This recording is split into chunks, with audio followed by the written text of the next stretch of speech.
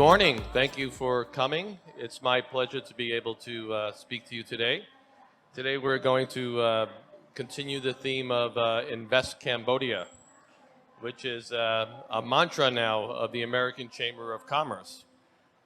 We have sort of crafted that phrase to encourage now investment in Cambodia, but not only just investment coming in, but diversification of investment, because the country's FDI is 50% from China, if not more, and we need to diversify the foreign direct investment in the country. And that's now a mission of AmCham, is to get more diverse investment from different countries, and of course America being one. So thank you for allowing me to have this presentation today, because I really am excited about Invest Cambodia. And I want to tell the international community why they should invest in Cambodia. Okay, so let's begin. So those of you who don't know me, I am the president of the American Chamber of Commerce. I've been president for about 18 months. And I'm also the group chief executive for Cambodian Investment Management Holdings, which has a series of companies. My career has been in banking. I spent 17 years with Citibank. About 3 years with ANZ. I'm originally from New York. I started on Wall Street in New York, and from there I worked in London, Brussels, Hong Kong, Thailand, and Indonesia, mostly in corporate banking as corporate bank head, and also as transaction banking for regional jobs. I started my own business here about 12 years ago, and we have a series of companies which I'll touch upon. So these are the companies that I am either chairman or CEO. We have our biggest business is tax and accounting. Corporate finance is also mergers, acquisitions, private equity. And we have an audit company, we have a service office, we have an HR company, and we have an insurance brokerage company. I'm going to spend a minute to talk about the American Chamber of Commerce, because that's, again, the mantra for Invest Cambodia sort of was spawned from there. So the American Chamber of Commerce has presently 220 members. We've risen from about 123 people in the beginning of January 2021, 123 members, and now we're 220. So that's about an 80% growth. Our focus on our members is, members are customers. We run our chamber like a business, and our members are really what's important to us, to enrich their experience and provide value to them. There's 7 advocacy committees for the American Chamber of Commerce. One of them is real estate. Tom O'Sullivan is the chairman of that committee. This month we'll be doing a survey for AmCham's first annual market survey, real estate survey, which will be in the middle of the month or towards the end of the month. So real estate committee is one of our largest committees, one of our most active committees. Given the fact that the Ministry of Economy and Finance now is becoming very, very stringent with regulations, we've been doing a really good job of communicating what you need to do to register for your license, what the process is, and what's down the road for real estate agents and brokers. It's going to only get more regulated. So it's good to be part of the Chamber of Commerce to help you with these issues that you may have as this market is now emerging and being regulated. So we're one of the most active chambers. We really welcome Khmer companies. We're about really 50% of our membership now is Cambodian. And we also just launched the AmCham channel, which this speech will be on as well. There's obviously a lot of videos on all the activities of the American Chamber of Commerce. Okay, let's talk about Invest Cambodia.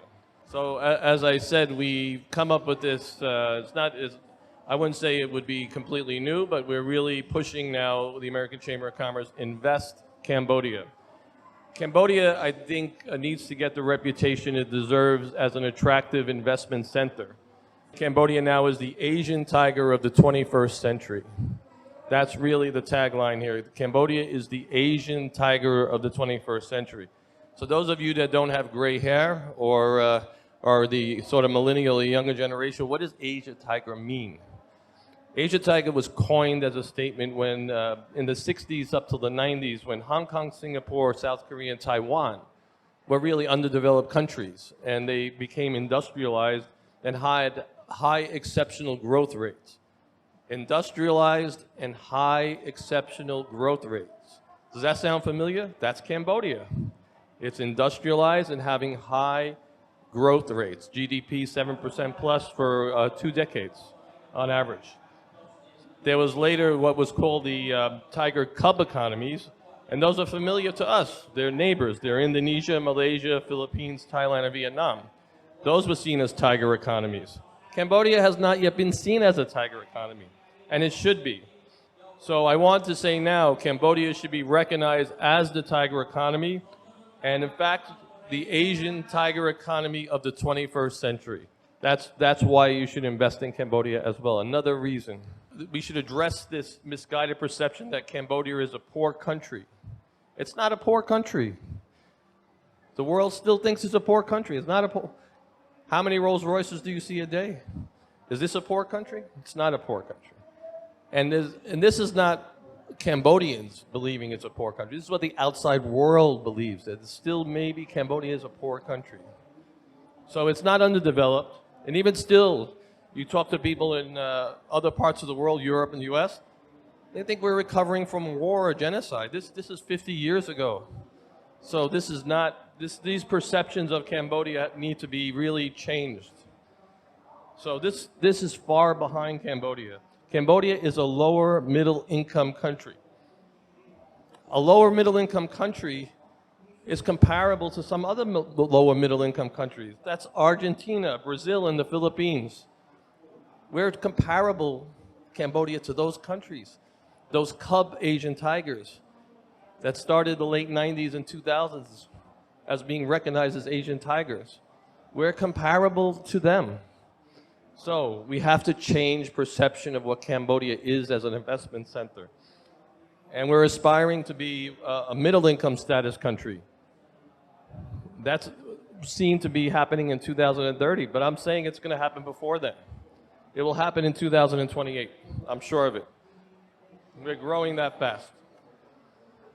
We have to also address what you see almost in every article about disadvantages of investing in Cambodia. What are those disadvantages? Poor infrastructure. Is it really poor infrastructure? I don't think so anymore. We have new airports coming online. The Ministry of Public Works and Transport under His Excellency Sun Chantol has done a fantastic job of building expressways and highways. In terms of electrification, it's now 87% of the country. That's an incredible figure. 87% of the country now is electrified, considering that 75% of the country is in fact rural. So that takes a lot of effort when 75% of your population is in rural areas, and then electrifying the country at 87%. It takes a lot of effort to do that. We are criticized for deforestation. Still 46% of the country is forests. Life expectancy is now 70 years old, which is rivaling Europe in the US and North America, which is around 78, 79. We were 58 years old in 2000. Now we're 70. Only in 20 years, we went from 58 years old life expectancy to 70. We made major strides in doing business in the legal system. Is improved greatly. And I have never seen, in all the countries I've been in, the engagement by the government with the private sector that you see here. It's unprecedented. Working groups, the size of the private and government working group D, the tax working group, all the working groups around tourism and other industries. The government is highly engaged, engaging the chambers and creating subcommittees and consultation groups. This government is very engaged in working with the private sector. Really, in simple terms, why invest in Cambodia? Cambodia's economy had an average growth rate of 7.7% between 98 and 2019. Now, COVID came, hurt us a little bit, but we're back on track. But for 22 decades, 7.7%. That's a true Asian tiger. We're estimating that we've probably grown about 3%-ish in 21. We'll probably grow around 5.3 in 22. country allows 100% foreign ownership. And this is a question I get from investors all the time. Can I be 100% owned? My company, I want to protect and have my own company. This doesn't happen in our neighbors. Our neighboring countries don't allow 100% foreign ownership in most cases.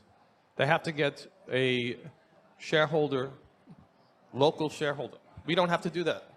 You can own 100% as a foreigner. It's a massive, massive advantage. We're a dollarized economy. There's a lot of debate around this. I've been an advocate for maintaining it. It's still in the 85% range. It's helped us. It's helped us a lot. We've seen our neighbors, especially during the currency crises, really lose value of currency. The Philippines, the last 12 months, has lost 12% of the value of their currency. 12% of the peso has been in decline. And we saw what's happened in the Asian crisis. So the dollar index has never been as high since 2002. The dollar is the strongest it's been in 20 years. And that's really helping us. How does that help us? Oil is priced in dollars. Commodities are priced in dollars. Having a strong currency is very important. We don't have that exposure. So an investor coming in saying, okay, I'm going to invest in this market, has to look at two things. They have to look at the value of the asset going up or down, or they have to look at the value of the currency going up and down. So when you're looking at investments in a market, you have to look at your currency risk just as much as you have to look at your asset risk. So we have a dollarized economy, and we have the strongest, one of the strongest currencies in the world right now, which is the dollar is at a record high over the last 2 decades. Strategic location, we're right in the middle of Asia. Perfect positioning. And with the port coming in Sihanoukville, it's going to be very good for us in terms of being part of the supply chain. It's been a great progress on the law of investment. This was probably one of the most meaningful law of investment changes over the past few years. So qualified investment projects do have some good tax incentives. Cambodia has done a fantastic job with free trade agreements and the regional comprehensive economic partnership. You have already seen the results of these, how it's affected the economy so positively. So these treaties that are being signed by the government are having a real positive effect on trade for us with other countries. I'm not a big fan of the next one, the minimum capital requirements of $1,000, but you come into the country, you're a foreigner, you have $1,000, and there you go, you have a company. I think capitalization should be increased. It's too low.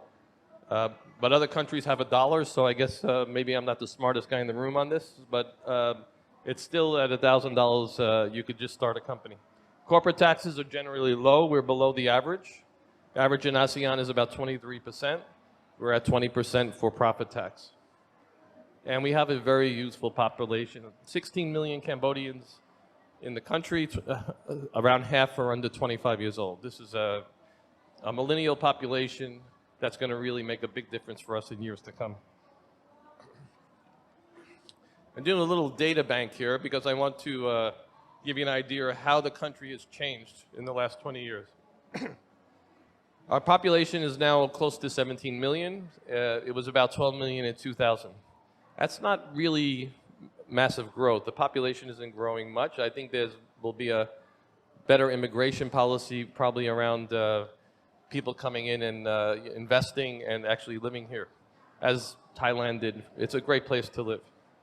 As I said, life expectancy is 70 years old, up from 58 in 2000. What does that mean? It means our healthcare system is getting better.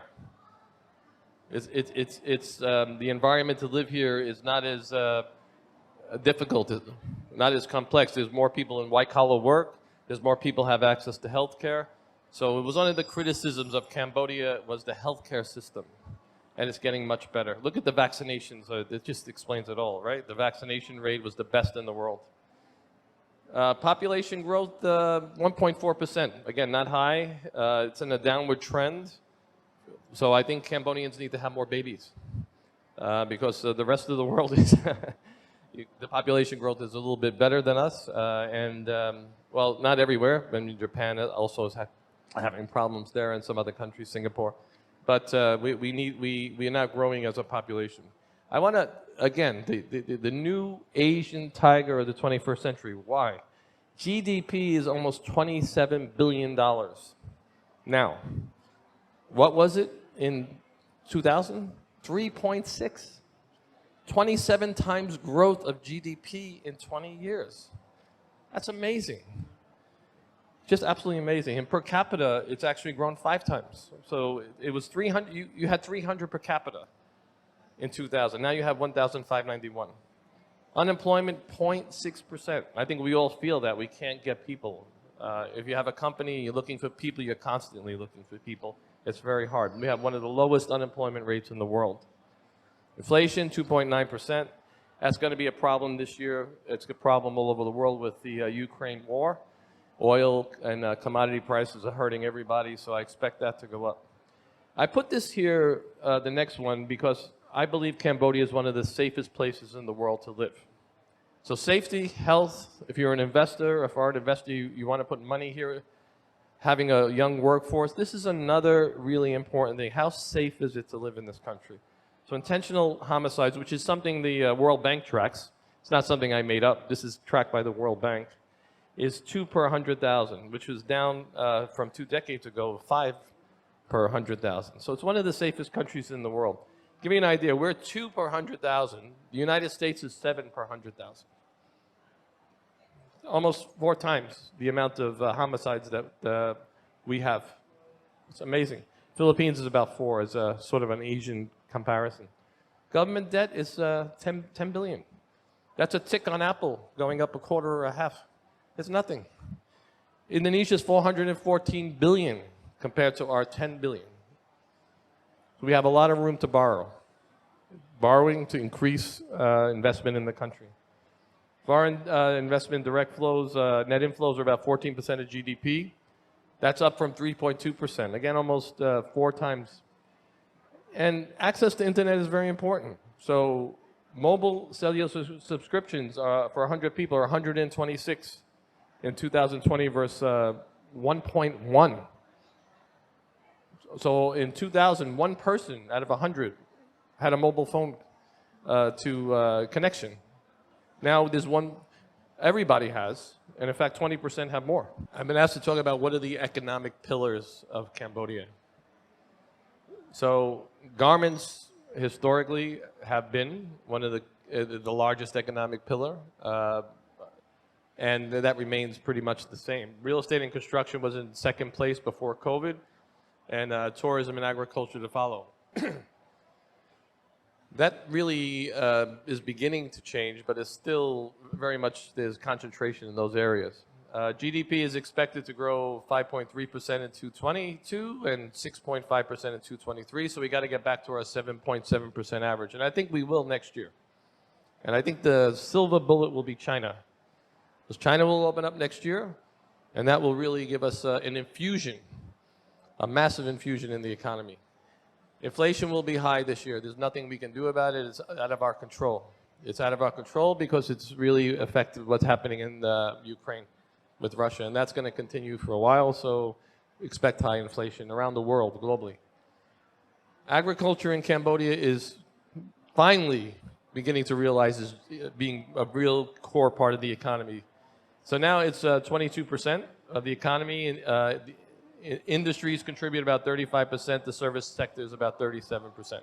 So there was a strong recovery in 2021 in light manufacturing. Light manufacturing is garments, footwear, travel, goods recovered exceptionally well. Non-garment productivity is also robust. Exports rose 30.7%. This, however, is another issue because the concentration of exports is with the United States is almost 40%. As much as I talk about China being 50% or more in FDI, also a big risk to have the United States at 38 to 40% of exports. We need to diversify our base of who we export to. And it really hasn't been because of EBA. It's just that the US economy recovered really fast and there was a high demand. It's a major consumer economy, the United States. Agriculture exports rose 19% in 2021. There's a lot of the RSCP, these trade treaties are going to help agriculture a lot. And I expect there's going to be high growth that could continue with agriculture. It's becoming a really good part of the economy now, contributing to the economy. It's growth in cassava, banana, rubber. Services contracted 0.4%, not bad. This is the restaurant industries, the hotel industries. But there's been a decline in food, transportation, and so forth. That's expected with what's happened. There's been restrictions on international travel, so there's been a huge drop in, obviously, arrivals in the airport, down 85%. I was just in Thailand last week. It's coming back strong. Tourism is coming back strong. They're having record tourism again since COVID.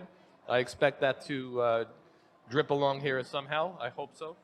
So we should see that get better, but it's not going to get anywhere near where we were before COVID. It's going to take some time. Our trading partners, the trade is, of course, because of these trade treaties, is growing. So there's strong momentum of Cambodia's merchandise exports. We expect also that FDI to grow quite a bit. Industrial output is expanded by 8.1% in 2022. We expect 9.1% in 2023. Again, garments will grow. Strong demand by relocation of orders from the People's Republic of China and neighboring countries. That means expect investment in Cambodia.